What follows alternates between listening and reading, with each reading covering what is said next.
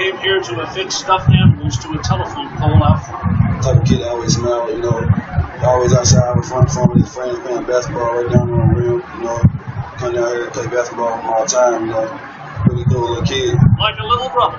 That's how several young people described him today, the hard hours after a shooting that's shaken them to the core.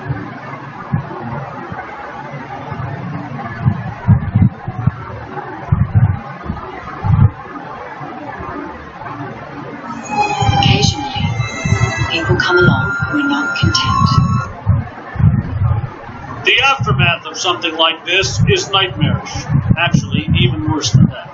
Police say a father fired, thinking intruder.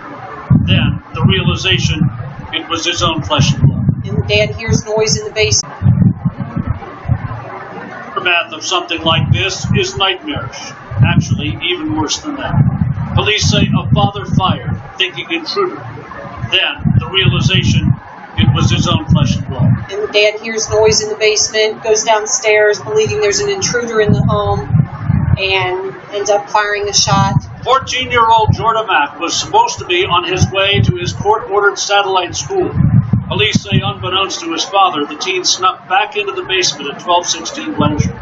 Thinking break-in, Dad armed himself with a .45, went to the basement steps, was startled, and shot.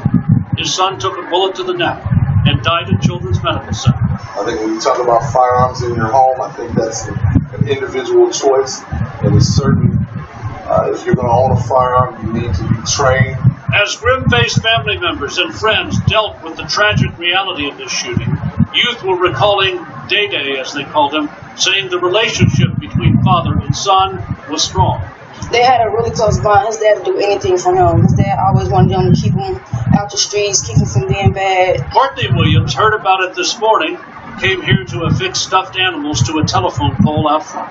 Type of kid that always smiled, always outside with fun with his friends playing basketball right down on the rim, come down here and play basketball with him all the time, pretty cool little kid. Like a little brother. That's how several young people described him today, the hard hours after a shooting that's shaken them to the core.